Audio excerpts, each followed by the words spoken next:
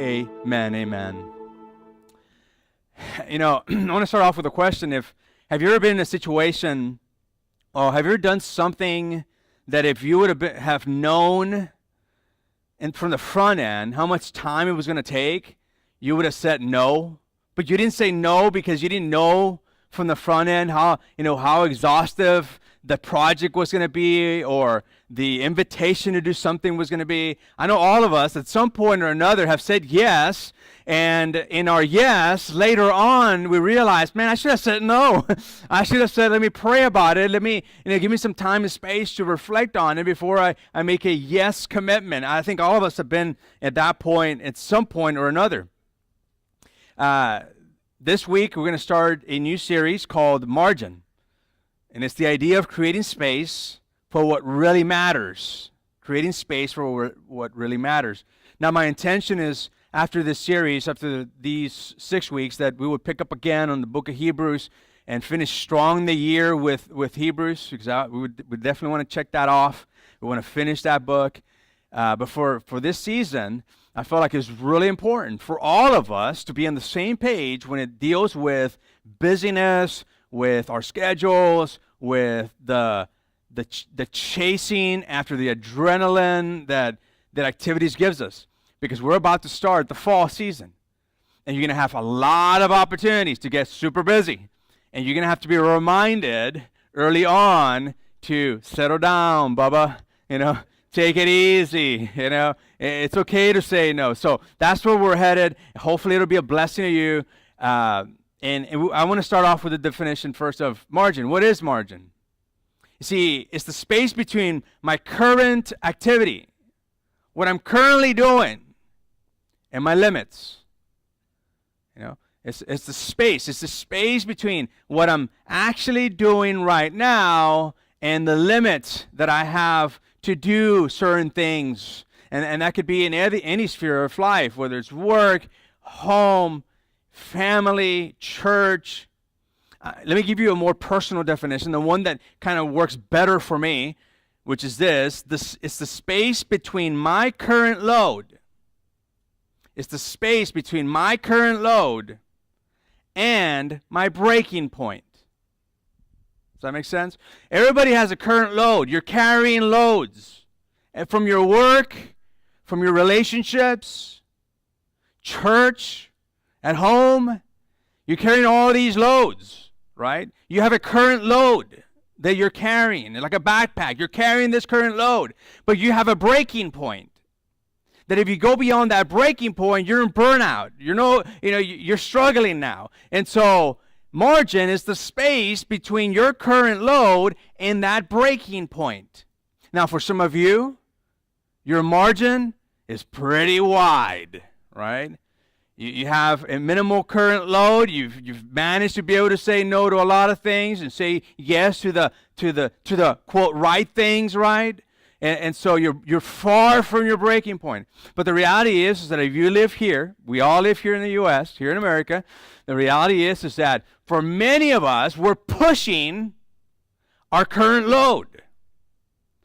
I hear, I can't wait till I retire because then my load will be less. No. What I've seen is that you retire and you just start adding a whole bunch of stuff.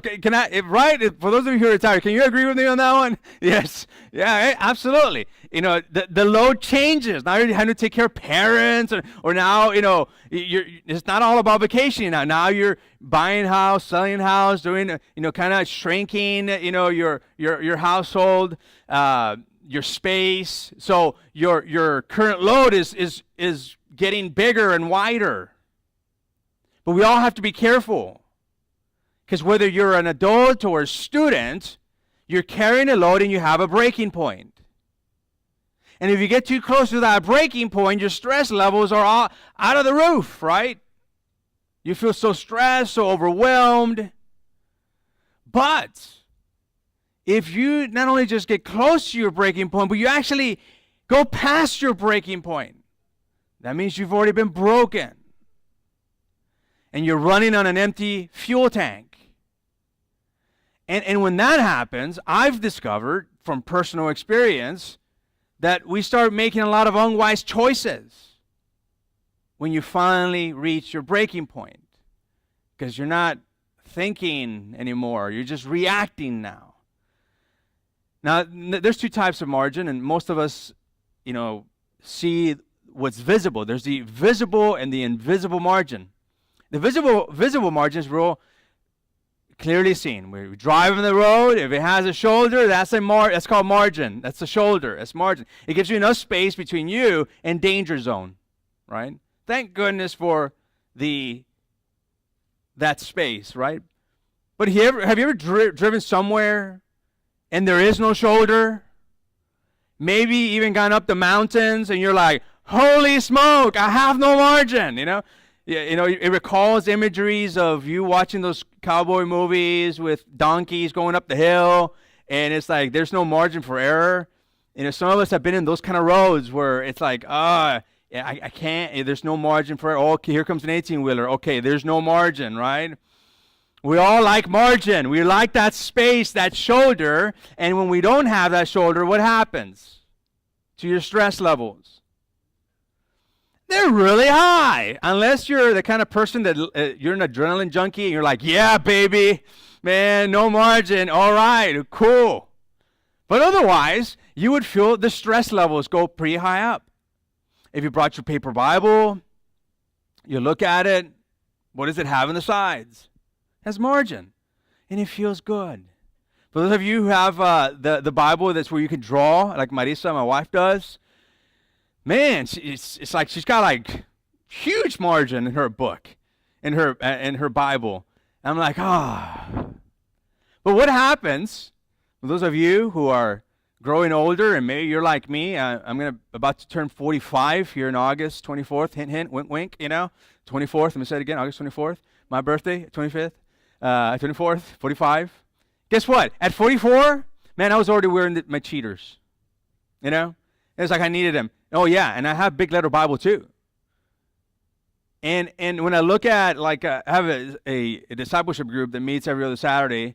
One of our guys there, Kyle Kerchanik, actually, he's back there. He's got this little Bible. The font, I don't even know the font size. 4, 5, is it 6? I don't know. Yeah, look at that. I mean, it's like, I try and read that. I'm like, it's a stressor. I'm like, oh my gosh, there's hardly any margin. So we know margin in the physical world. We see margin. You walk into a room, if there's too many people, what happens to your stress levels? It goes up, which is why once we reach 80% capacity of our space, we're already looking for a third service. We're going to be looking for a third service at some point, right? Because we like our margin. We like our space. We like to move around without bumping into each other. But if it's tight and compact, it just feels like the stressors are really high. So those are the visible margin. But how about the invisible margin? Like your emotional margin. Everybody has emotional, carry-ons, right? All of us are carrying an emotional load. That might be from home, work, school. Students, school's about to start. You're going to start carrying some emotional loads there. When you're talking with other people, a person that's really emotional or emotionally sensitive, right? What happens? You start carrying their load, right? And guess what?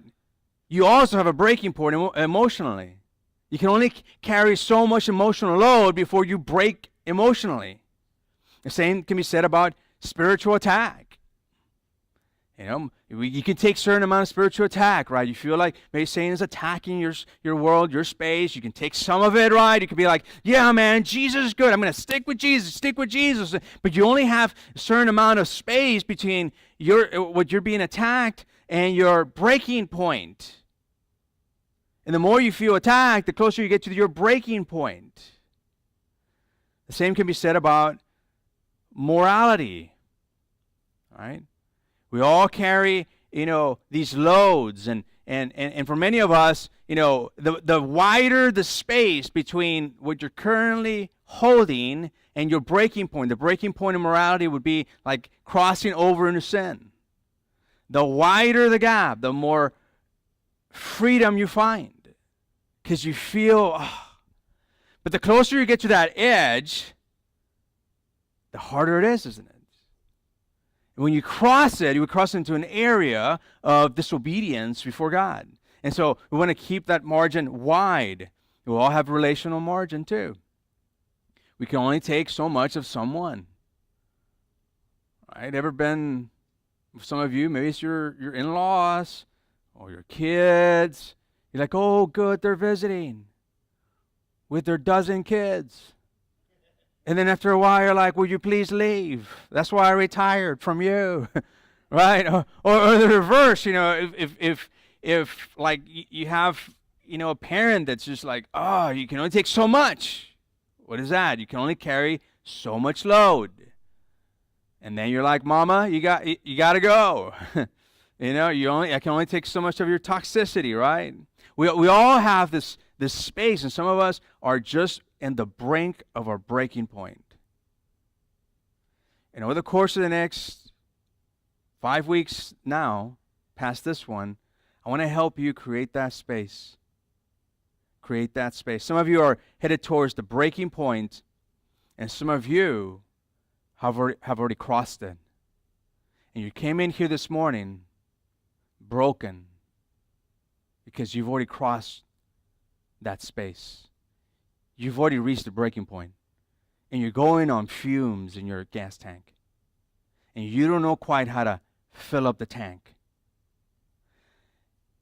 And we're going to use the scripture as our roadmap. We're going to help you navigate through what does it mean to find freedom and to widen that space.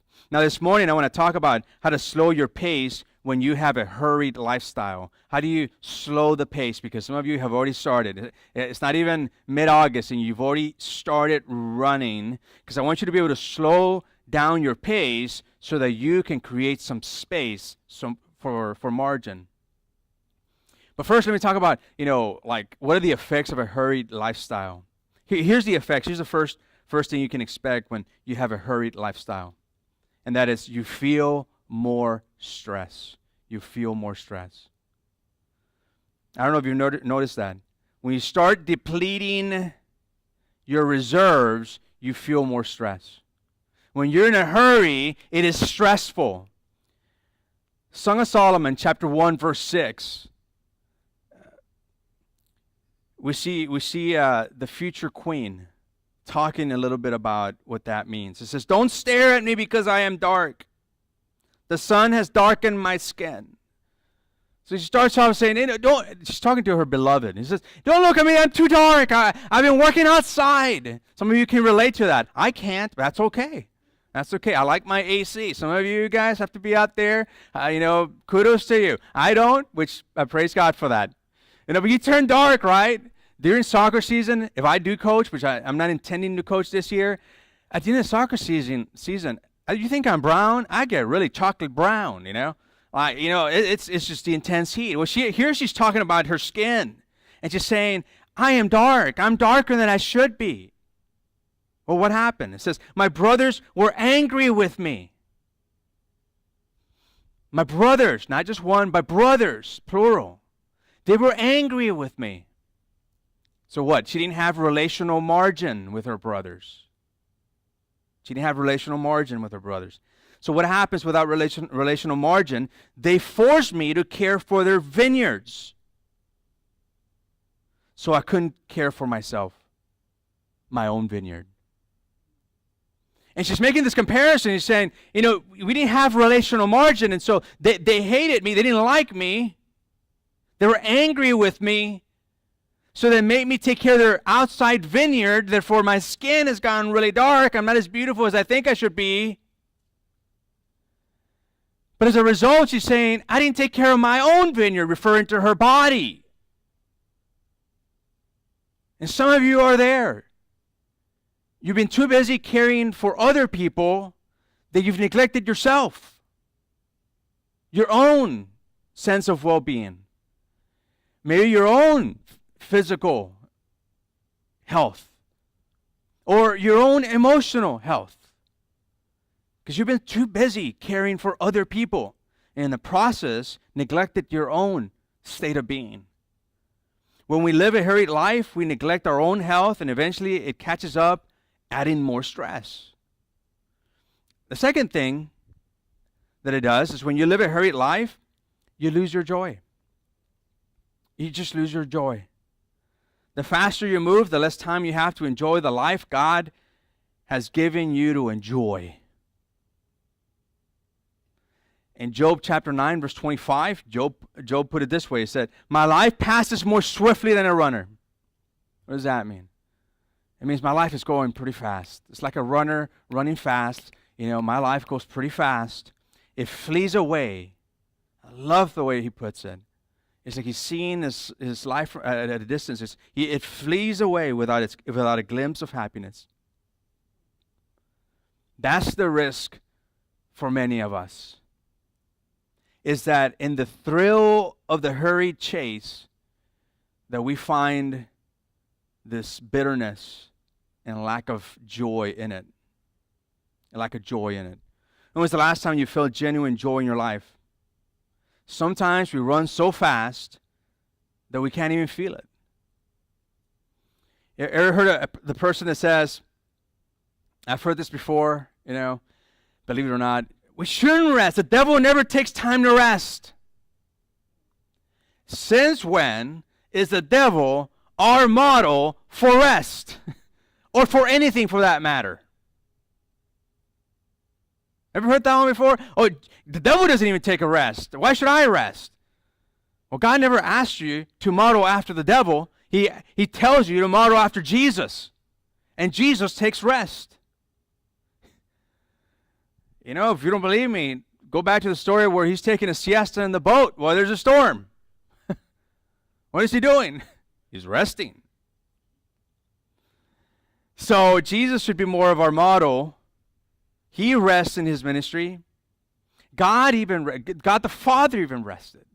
He creates the earth. Genesis chapter 1. In 6 days, he's creating the earth. And what did he do on the seventh? He rested. Did God really need to rest? Or was he modeling to us this idea of finding rest? I think he's modeling to us like, hey, God is our model. The Father is our model. He's modeling to us his creation. Rest. Work hard. I'm not saying not to work hard. Work hard. Study hard for those of you who are students. Study hard. Rest. Work hard, study hard, but rest as well. Lest you lose your joy. When you live a hurried lifestyle, you are less productive. You're less productive. Now, that might surprise some of you. See that? Thinking the faster you go, the more productive you become. But it's actually the reverse. It's the reverse of that. In Proverbs chapter 21, verse 5, I'm going to read to you from the Message Bible. It says, careful planning puts you ahead in the long run. Right? You settle down, you plan your future. It puts you ahead in the long run. I just did that this last Friday. I met with Margarita, our student ministry coordinator. I said, okay, let's plan out the year, the school year. How are we going to start? And like, okay, well, let's start off the school year with a refresher, maybe a pool party. All right, okay, that's August. So how about September? What do we do? How do we challenge our teens? All right, how do we develop future leaders for our teenagers? How do we, kickstart our discipleship groups with our students? Can we involve other adults? And just kind of planning out the whole year. Just kind of planning ahead. Why? Because hurry and scurry puts you further behind. Hurry and scurry puts you further behind, according to the psalmist. You know what? Creative people know this. They know this. So they pace themselves. Because if they don't, they can't think anymore. They can't create anymore. They know they're boom, boom, boom, boom, always on the go. Creative people know that eventually they can't think anymore. There's not enough space to be creative. For those of you who are creative, you get that. You know that to be the case. You can't keep charging without recharging.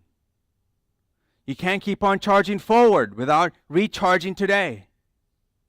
And one reason that you're less productive is because of this. In Proverbs 19, verse 2, it says, enthusiasm without knowledge is no good. For you to be like, yeah, let's do this, but you don't have any knowledge about what you're about to get into, it's no good. Haste makes mistakes. When you're just moving, you're going to make mistakes. And then in verse 3 it says, people ruin their lives by their own foolishness and then are angry at the Lord. It's like we walk into doing things that we later regret, and then we don't blame ourselves. Have you noticed that? You're not like, oh man, there I go, I did it again. We tend to be like, God, why are you doing this to me? And the Lord is like, I'm not doing anything to you. You did it to yourself. Because even Jesus says, learn how to say no. Let your yes be yes and your no be no. Don't be, like, you're just kind of in the middle. When you live a hurried lifestyle, you can't hear God. That's another thing. You can't hear God. God is trying to get your attention, but all the circuits are busy and we can't hear him. That's why Psalm 46:10, the psalmist says, be still and know that I'm God.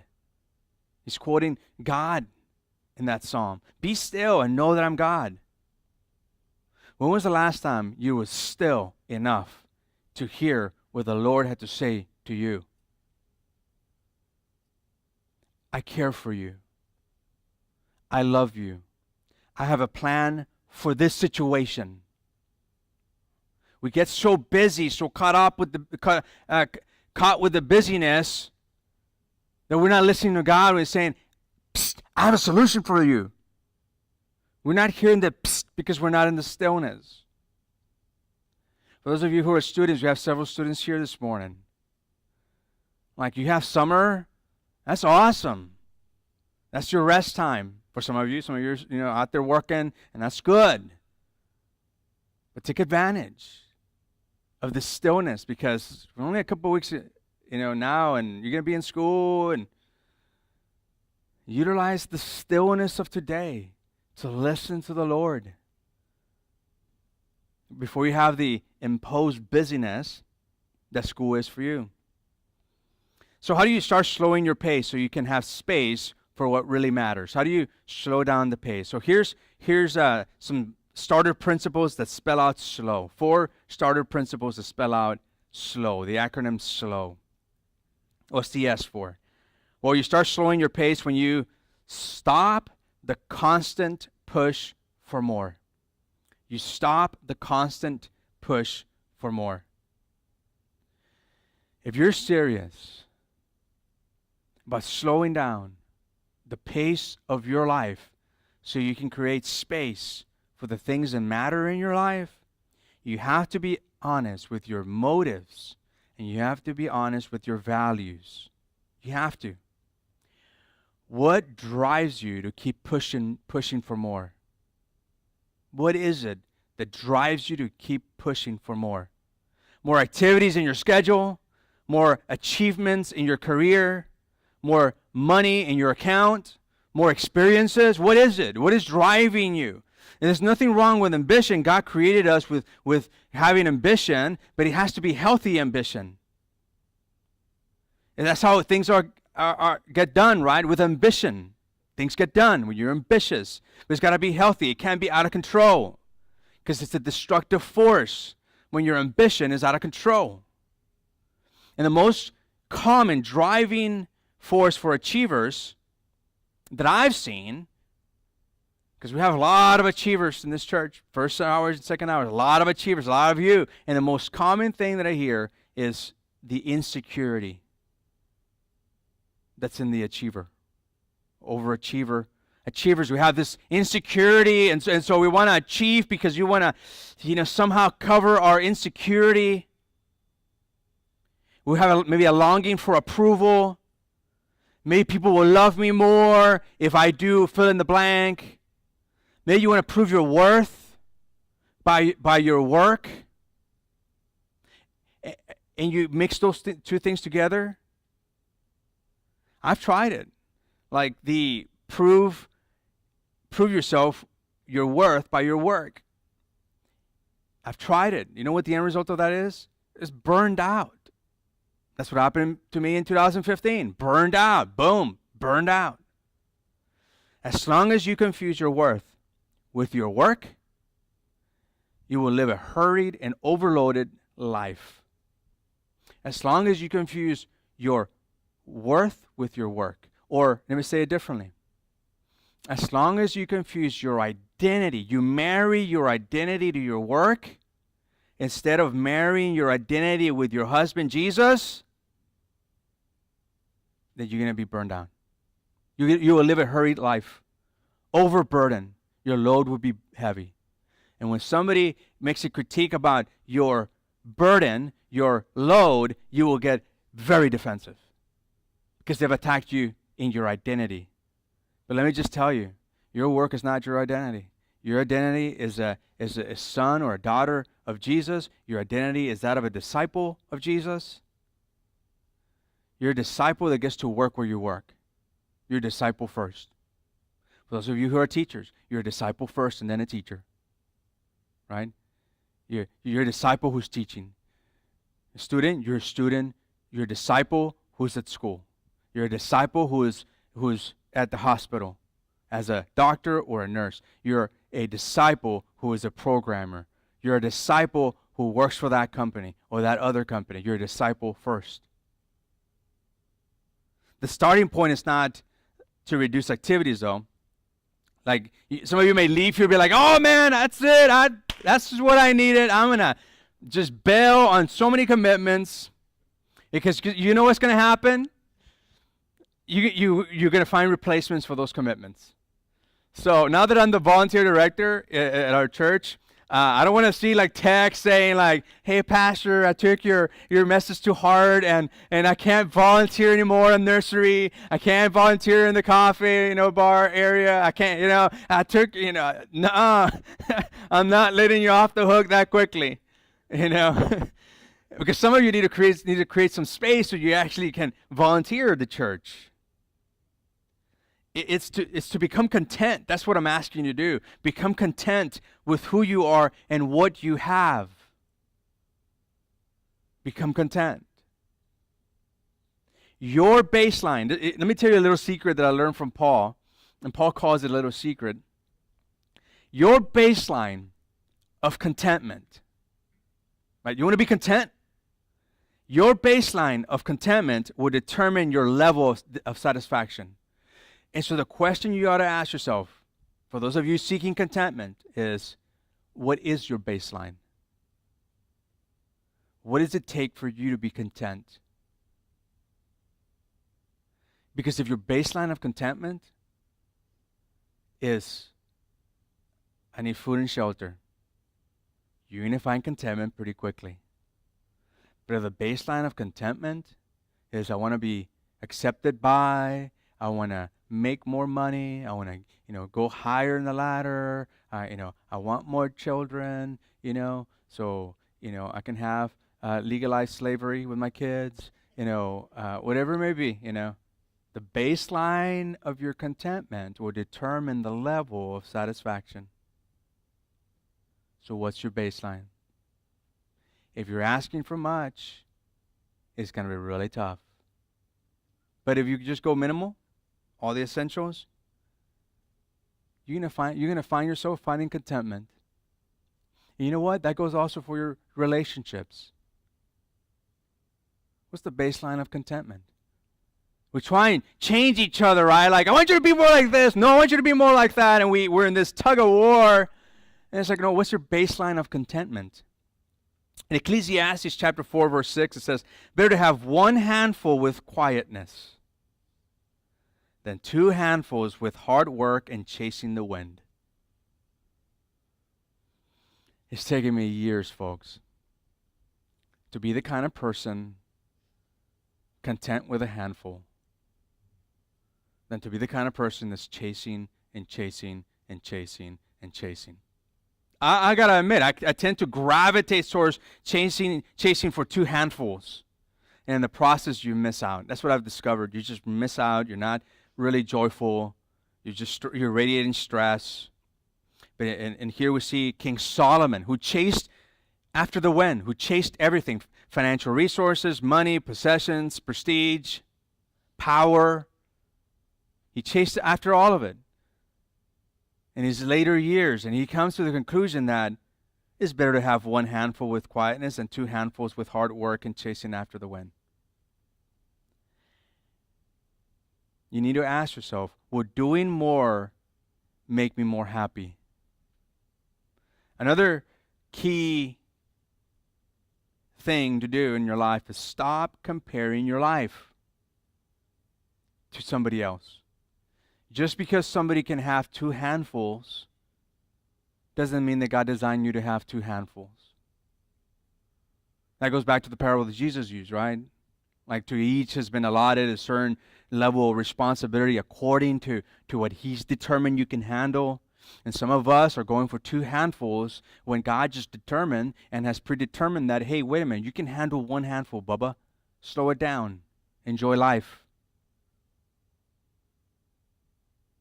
Like, no, are you a two handful person or a one handful person? And if you're like a one handful person, that's good.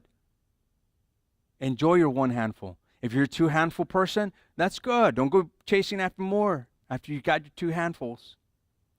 In Proverbs 14, verse 30, it says, a peaceful heart or a relaxed attitude leads to a healthy body. Jealousy is like cancer in the bones. You can't be relaxed and jealous at the same time. And jealousy is like a cancer to the bones. Comparing and contentment are enemies of each other. Here's the second thing. You start slowing your pace when you learn to say no. And I put that intentionally there. Learn to say no. Because nobody taught you to say yes. Right? Hey, can you do this? Yes. I know you're maxed out, but can you do this? Oh, yes. Unless I'm asking that, hey, all bets are off. We need volunteers. No, but my point being is like, you got to learn to say no. Like, or learn to say, hey, let me think about it. Let me pray about it. Let me think about it. Let me pray about it. Right? And it may be no. Learn to say no. Ever heard the anti-drug motto that we were growing up with? Right? For those of you guys who are Gen X like I am, or, yeah, it's just say no. Some of us, some of you are addicted to the speed, to the work, to more activities, to the adrenaline, to the rush. But how many of you have a hard time saying no?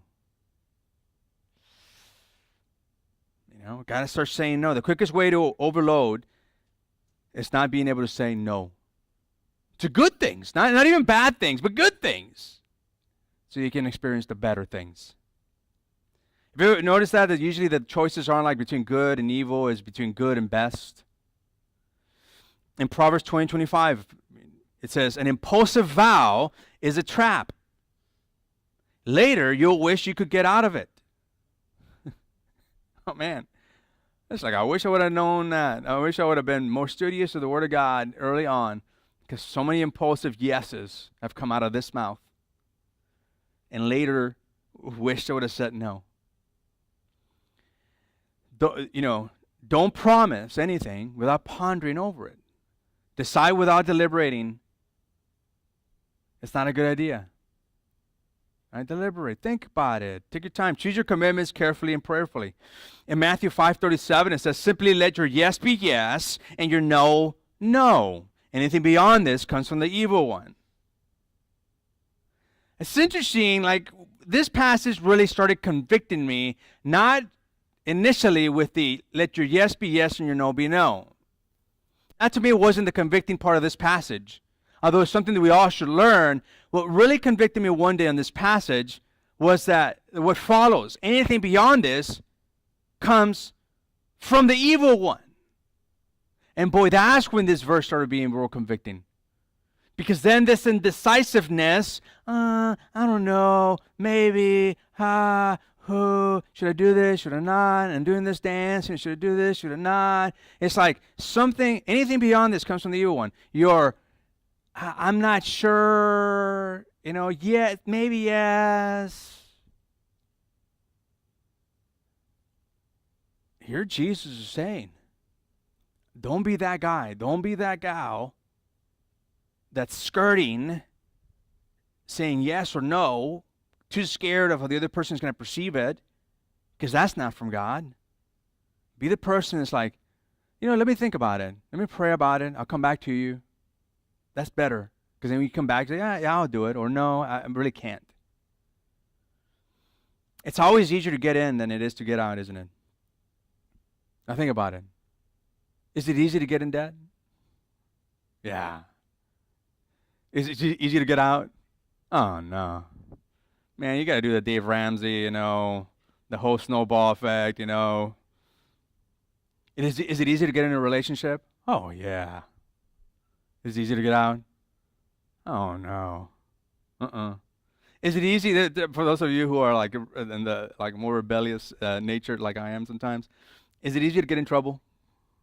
Oh, yeah. Man, I don't need a manual for that. Is it hard to get out? Oh, you betcha. For sure. Is it easy to gain weight?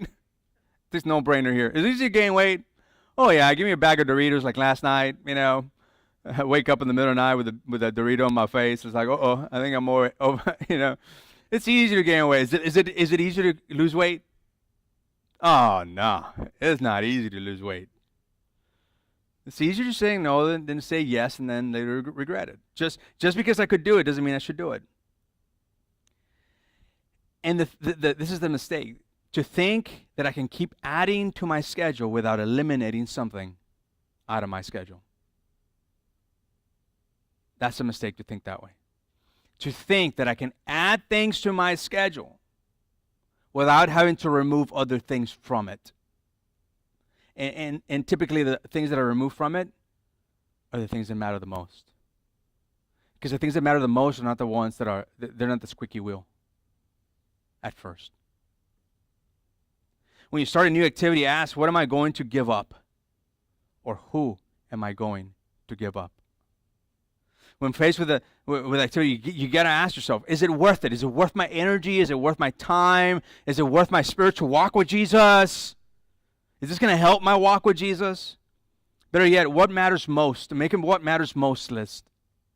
Here's number 3. Start slowing your pace when you observe the Sabbath rest. You observe the Sabbath rest. Now, notice I didn't say, follow the, the 7th commandment, or obey the 7th commandment. That's the one command that Jesus doesn't repeat from the 10 commandments, but he does talk about rest, and he does model rest. He does model rest. Matter of fact, Jesus says that he is rest, and in him we find rest. In Mark chapter 2, verse 27, Jesus said to them, the Sabbath was made to meet the needs of people, and not people to meet the requirements of the Sabbath. So what should you do on your Sabbath rest? It doesn't have to be on Saturday, because we're not under the Old Testament law. But yes, you should rest. You should have some Sabbath rest. We see that repeated in Hebrews, having that rest. But too often what happens, we try and catch up on work in our day of rest. Who's guilty of that? I know I am. It's like, well, everybody's still asleep. I can open up the computer and do some more work. So what do you do during the Sabbath rest? Here's a couple of things. Rest your body. Rest your body. The fact is, if you don't take time off, your body will make time off for you. Your immune system will be drawn. You start feeling sick. You start getting all sorts of, sicknesses, whether it's the flu or other stuff. Our best requires rest. During the French Revolution, they had abolished Sunday as a day of rest, only to later Restore it. And you know why they did that? They restored it back as a day of rest? Because the health of the nation had collapsed. The health of the nation had collapsed. And so they burned down. Here's the second thing to do during the Sabbath, and that's recharge your emotions. Recharge your emotions. Through quietness, and be still and know that God is God. Restore your relationships. That's when you do recreation that rejuvenates you, that fuels you. Every other week I meet with these guys, discipleship group, man, it refuels me. That's why I do it. It's not because part of my job is I do it because it just energizes me. Seeing younger guys just like, and even older, just like get it. I'm like, man, it's exciting. Recharge your emotions. But I feel guilty. You think Jesus felt guilty when he was napping in that boat? And nothing that indicates that Jesus felt like, oh, I'm sorry, guys. Man, thank you for waking me up, Like, man, I feel so guilty that I left you hanging over here. Wait a minute, let me stop the storm for you. He wasn't apologetic because he rested. Refocus your spirit. It's another thing to do during the Sabbath. Refocus your spirit. Worship. Worship puts life into perspective. When you're worshiping, you have perspective.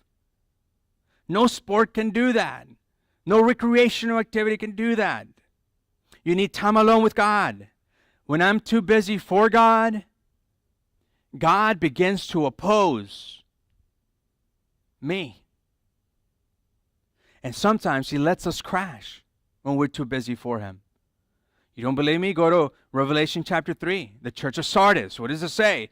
You have the appearance of being alive. Man, you're doing so many things in the community. You look like you're alive. Everybody thinks you're alive because you're doing a lot of things, but you're dying inside. It says tend to your inside because you're dying inside. And then later says, because I'm opposing you. I'm opposing you. And that's the whole mirage of busyness, is that it has the appearance of being alive. All the while inside, we're not alive, and God is opposing us. To slow your life down, you must schedule rest. In Psalm 127, verse 2, it says, it is useless for you to work so hard from early morning until late at night, anxiously working for food to eat. You see that? You're working from sun up to sundown, anxiously working. So it's not just that working, from sun up to sundown. It's that you're doing it anxiously, working for food to eat. For God gives rest to his loved ones. Listen, if you don't slow down by choice, circumstances will eventually force you to slow down. Ever notice that in your life? If you don't choose it, your circumstances eventually will bring forth that rest you need. And before you start slowing your pace, when you wait for God's timing, when you wait for his timing. If discontent is a sign of worry, impatience is the other big cause of worry and hurry. Impatience. So we get, we want to solve the issue. I'm impatient. I need to solve it now. And impatience is caused by lack of trust. It's the lack of trust, not really believing that God has our best interest at heart. So we often struggle and strive for what he intended to give us, but we're trying to get it ourselves. The Lord has a plan for your life, but also a timetable for that plan for your life. You have to ask yourself, is faster always better? I know some of you are like, yes. Not always. Not always. It's not always, faster's not always better. And the interesting thing is that God never explains his timetable. Again, referring to King Solomon, Ecclesiastes 3:11, it says, yet God has made everything beautiful for its own time. He has planted eternity. The word eternity there is the word that is used for veil in the Hebrew. He has planted a veil in the human heart. But even so, people cannot see the whole scope of God's work from beginning to end. He's planted this veil in us. We can't see what God is doing from beginning to end. That's the point of that verse. Why not? Because he wants you to trust him. That's his timing, and his timing is perfect. If you want to slow the pace of your life, trust that God will fulfill his plan for your life at the right time. At the right time. I'm going to give you a promise to hold on to. That is Habakkuk chapter 2, verse 3. It says, this vision is for a future time. It describes the end, and it will be fulfilled. If it seems slow in coming, wait patiently, for it will surely take place. It will not be delayed. It will not be delayed. And sometimes we've got to keep mindful of that in our own life. Be patient. If it seems slow, be patient, because God will not delay, but it will be in his timetable. You trying to live the overloaded life? I want to ask you to do two things. The first one is this. Commit to being here for the next 5 weeks. Or commit to watching online for the next 5 weeks. I want you to commit to do that. Take this journey with us. Creating margin, creating the space for what really matters.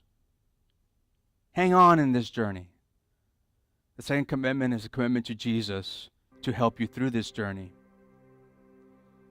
And as the band comes up here, I want to remind you of Psalm 51:10, using the Message Bible. Maybe for some of you, this would be your prayer. Psalm 51:10. God, make a fresh start in me. Shape a Genesis week from the chaos of my life.